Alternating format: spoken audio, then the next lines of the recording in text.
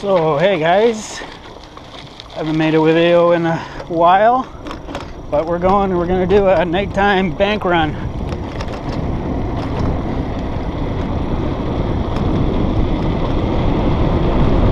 It's about 20 minutes after 10 o'clock in the evening, and we're gonna head over to the bank. So there, I had two banks pretty close to me. The closest one is like all downhill. Probably get there on this thing in probably like less than 5 minutes, but that bank is closed. Like the branch had closed, but they still had an ATM there, and they left the ATM operating for quite a while, and they finally closed that ATM part of it as well. So now I only have the one bank near me, and to get to it, it's not that far, but if you're gonna get there via roads, it involves crossing the Trans-Canada Highway and basically the busiest street in the city, Red River Road. So we're not gonna go that way, but there is paths, a path system that we can get there from. But unfortunately, theoretically, we're not allowed on that path system on this thing. So we're gonna go there at night, use the path system at night.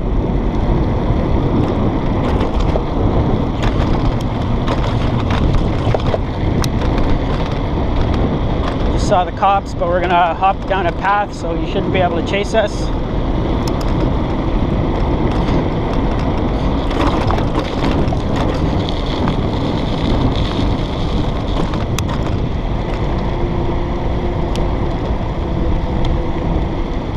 Yeah, like these paths here, theoretically I could use them, but not under electric power. I'd have to pedal this thing, and this thing, you can't actually pedal this thing. The pedals system on this is just to meet the law so that they can call it an e-bike.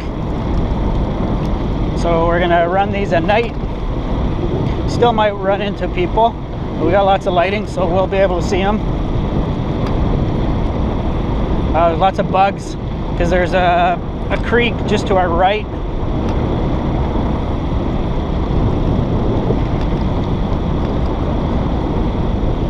A really big bump. Oh, they finally fixed it so that it's not as big of a hump as it was. Like, you can literally get air off of it. So they've built it up so that it's not a dangerous hump.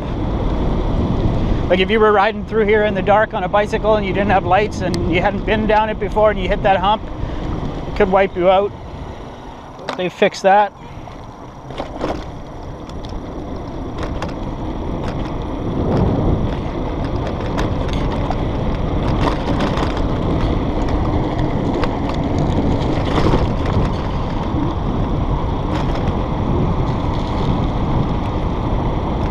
So I got the rear brake light on this thing finally fixed. So it's operating. So when you have the lights on, it's the brake light's on all the time.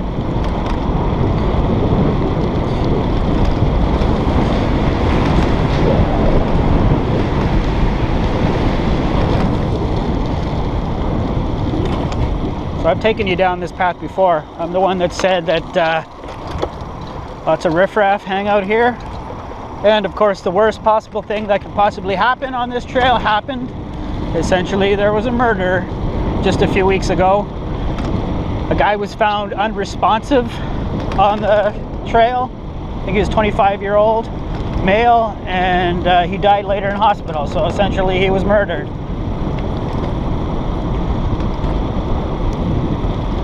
So we're on that trail system, frickin' pisses me off because it's a beautiful piece of trail.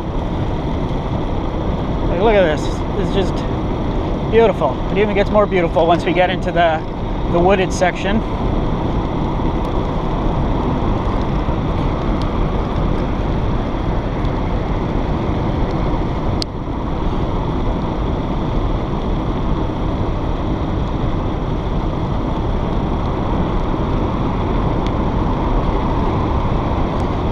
Trans-Canada Highway, you can probably hear it. It's just to our left. This runs along the Trans-Canada Highway. Lots of bugs out tonight. I guess it's high summer, so you get this beautiful evergreen growth here.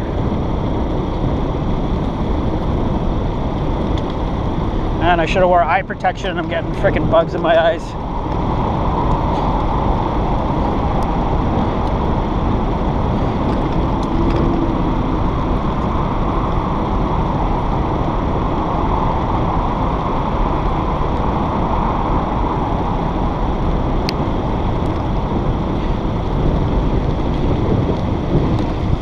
So there's actually a memorial here. I don't know if you guys can see that. That's a memorial to the guy that was killed on this trail system.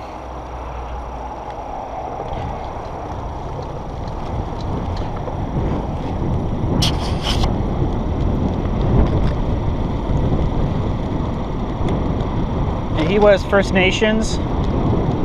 There's been a lot. There was, and then essentially a couple weeks after he was killed, there was a double murder.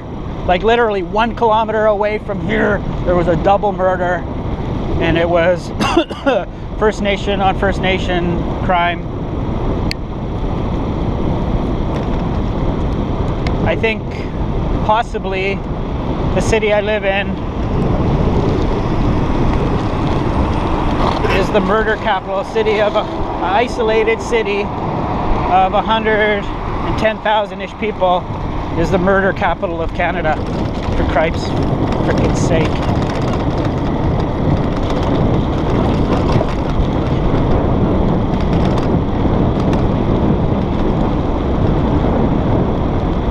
Okay, really, I should do a review of this thing soon.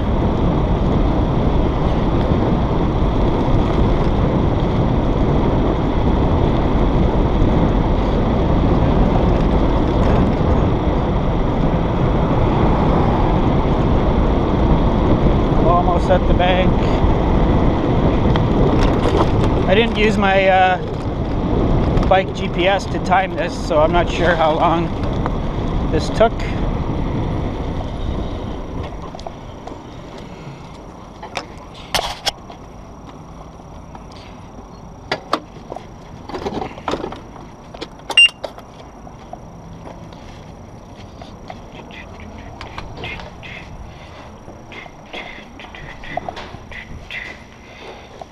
Okay, let's do some banking. All right, banking done. Now we're heading home.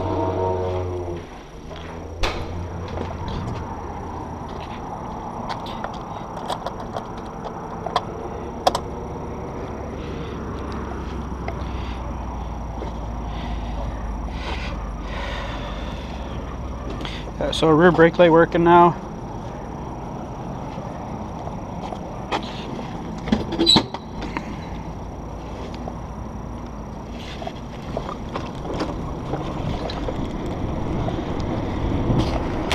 Time to head home.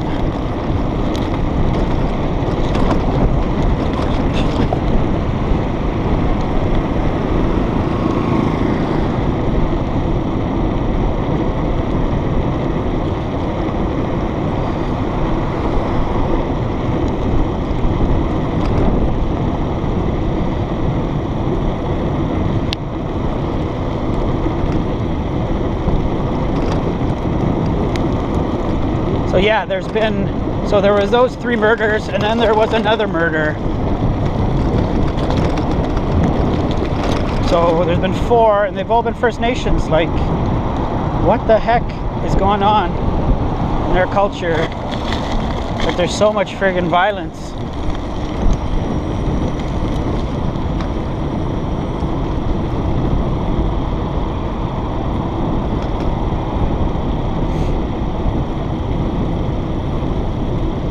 Oh, there was another, actually, and then there was another incident. I'm not 100% sure, but I think the perpetrator was white and the victim was First Nations. Like, I think it was over the winter. There was a group of young guys. Oh, it looks like there's a kitty. Little kitty. What are you doing, buddy? driving around in a car in the winter. There was 2 First Nations women walking on the sidewalk, and someone in the car, one of the guys in the car, threw a trailer hitch at them, and it hit one of them in the stomach, and it did some pretty serious internal injuries, and the woman was like in and out of the hospital since then, and it appears she died of the complications of that injury. So is that another murder? Because he threw it with the intent to hurt her. So he was charged, I think, with aggravated assault, I think. But I think now that she's died, they're gonna look at the charges and maybe upgrade them. So that was white on First Nations violence. Of course, our cops, the city police here, have been taking tons of flack lately for their treatment of First Nations. I think they were even on the Fifth Estate, which is like a Canadian investigative journalism show. It's pretty good. They did a report and they made the chief of police here look really bad, who, by the way, has been charged with some criminal activity. He's currently on leave. Our chief of police has been charged with breach of trust, I think it was. So we have an acting police chief right now.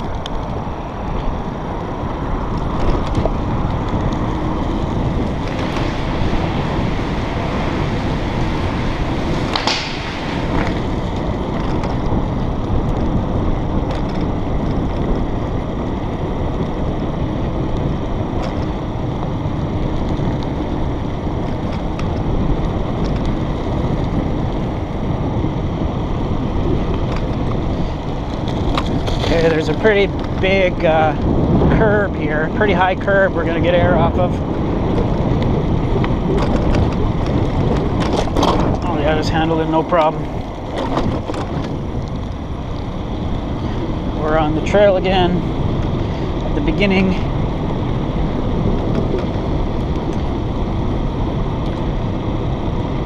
So yeah, I actually haven't been using this that much because it was sitting at the, I dropped it off for repairs and it sat there for a while. Now that I have it back, I'll start using it some more for quick errands. And I would use it to commute to work. But like the city I live in actually used to be like 2 separate small cities, and then they amalgamated. So when they were both building up, they were just doing their own thing with road design and the like. So when they amalgamated, then they built roads connecting, put effort into building the roads connecting each of them, but like no thought was put into the future that people might actually ride bicycles or use e-scooters or alternative transportation to cars and trucks. So there's like no safe, enjoyable route across town for me to get to work. Well, there's actually a pass system like similar to what we just went on, but I'm not supposed to use it with this thing. Like I can use it I can make it in bits and pieces, but it adds more distance. Like there's the direct route is only about 9K, but using the trail system would add like a few kilometers, like 3 kilometers of unnecessary distance, unnecessary battery usage.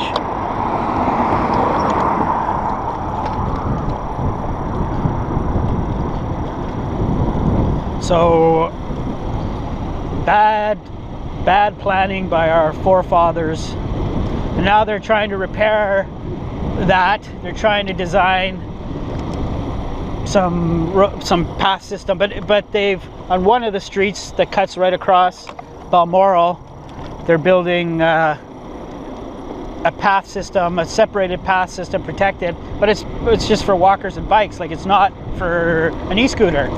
Like if they built a bike lane, I could use the e-scooter in it, but because it's a pass system like separate from the road, I don't think I'm allowed on there on this thing.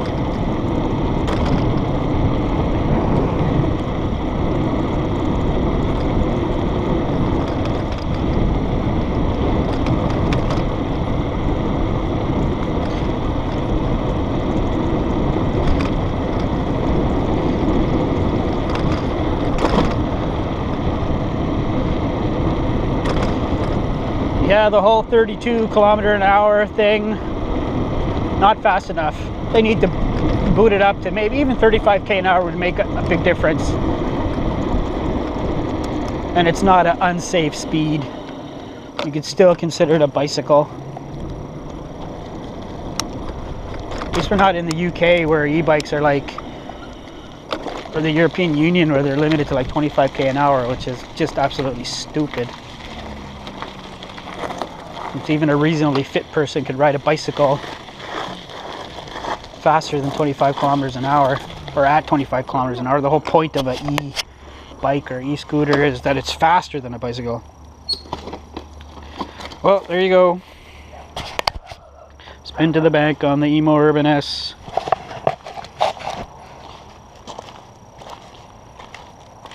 I'll probably start making a few more videos.